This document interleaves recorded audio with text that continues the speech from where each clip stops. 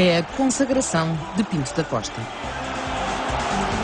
Basta ver o que era o Porto antes da Pinto da Costa e, neste momento, o que é o Porto. E sem dúvida alguma que ele é o grande responsável, foi o grande responsável na altura por essa mudança, e hoje em dia é muito mais fácil para os treinadores e os jogadores chegarem ao Porto e terem sucesso, porque o grande trabalho, o trabalho mais difícil, foi ele que o fez há 20 e tal anos atrás. Mas 2004 é também o ano do apito dourado. Em abril são detidas 16 pessoas, das quais se destacam Valentim Loureiro, presidente da Câmara de Gondomar e então presidente da Liga, Pinto de Sousa, presidente do Conselho de Arbitragem, e José Luís Oliveira, vice-presidente da Câmara de Gondomar e presidente do clube local. O Major e Pinto de Sousa seriam os principais responsáveis por uma alegada viciação das classificações de árbitros, por forma a beneficiar aqueles que ajudavam o Boa Vista e o Gondomar. Corrupção na forma de cumplicidade, corrupção desportiva e tráfico de influências são os principais crimes em causa.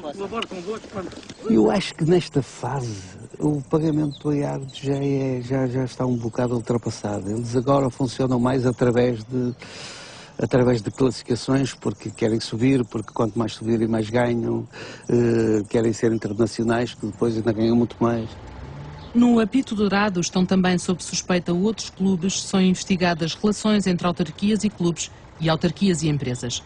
A gigantesca operação, com dezenas de processos, envolve mais de uma centena de agentes desportivos. Em dezembro, em vésperas do lançamento da sua biografia oficial, o apito soa para Pinto da Costa. O presidente portista está na Galiza quando a polícia lhe entra em casa com um mandado judicial.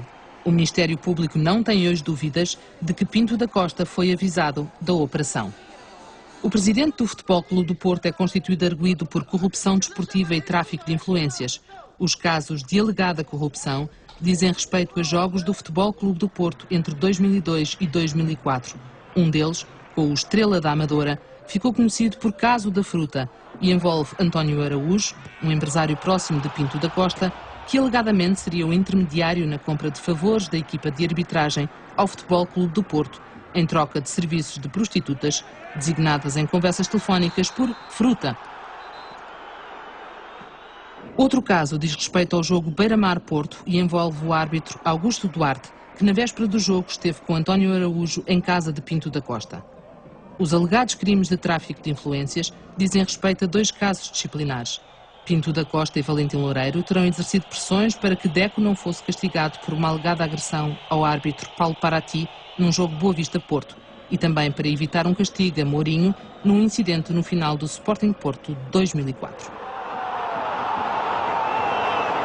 José Mourinho diz que foram nervos, mas o Paulinho, nosso roupeiro, que pretendia no final trocar a camisola do Rui Jorge pelo Vítor Bahia, o Sr. José Mourinho fez isto à camisola,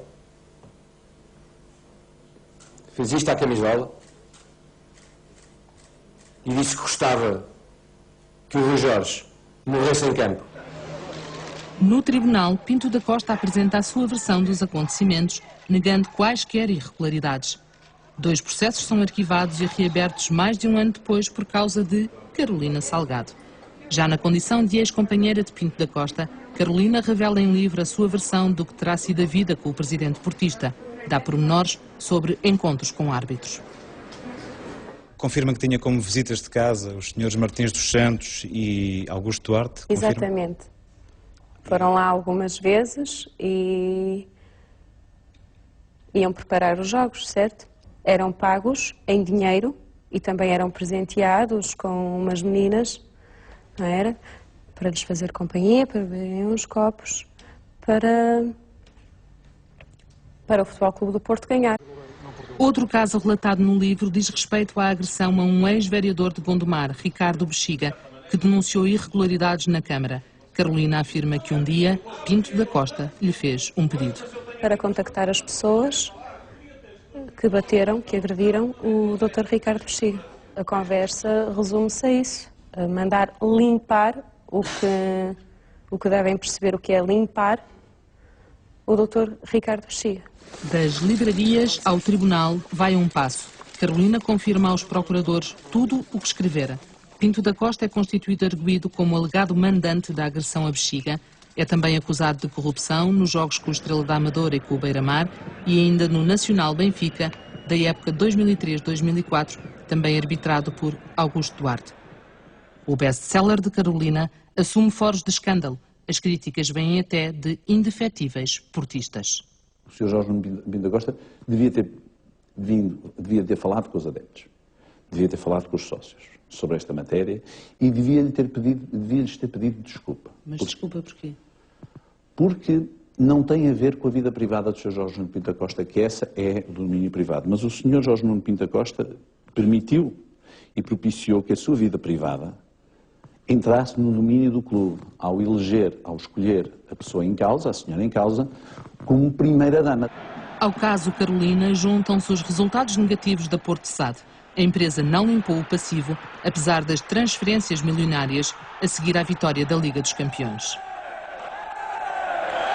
O que aconteceu naquele tempo foi que, de repente, o Porto foi atacado por um acesso de novo riquismo. Ou seja, o Futebol Clube do Porto começou a comprar jogadores por critérios que tinham muito pouco a ver com a razoabilidade do investimento económico, mas também com a razoabilidade do investimento desportivo.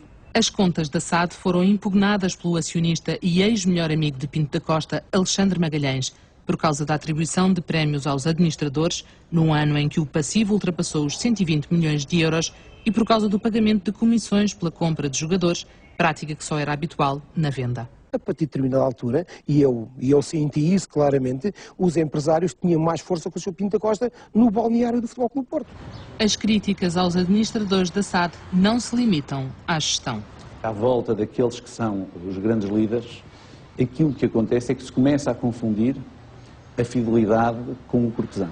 Perante o Sr. Jorge Nuno Pinto da Costa são absolutamente acríticas, mas nas costas do Sr. Jorge Nuno Pinto da Costa são as pessoas mais críticas.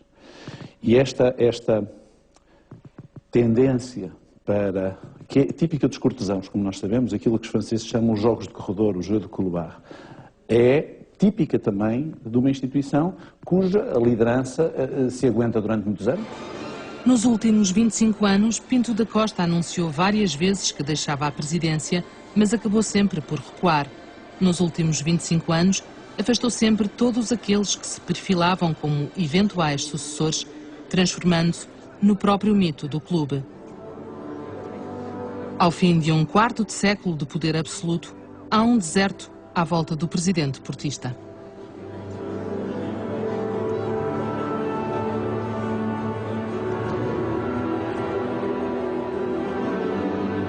Aquele passeio da fama que o Futebol Clube do Porto tem, faltam lá alguns nomes, claramente. Mas quem é que é responsável por isso? É a política de guerrilha. Era um homem de diálogo, que sabia ouvir.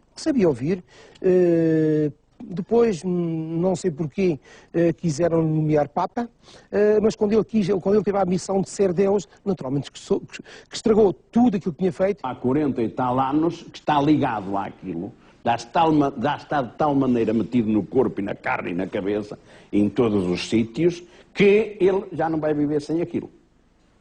Nascido o amor que há entre Deus e o diabo. Pinto da Costa foi eleito para um novo mandato de 3 anos no Futebol Clube do Porto. O que teria sido e o que será um sem o outro, ninguém sabe. A minha vida é um vendaval que se soltou, é uma onda que se levantou, é um átomo a mais que se animou. Não sei para onde vou, mas sei que não vou por aí.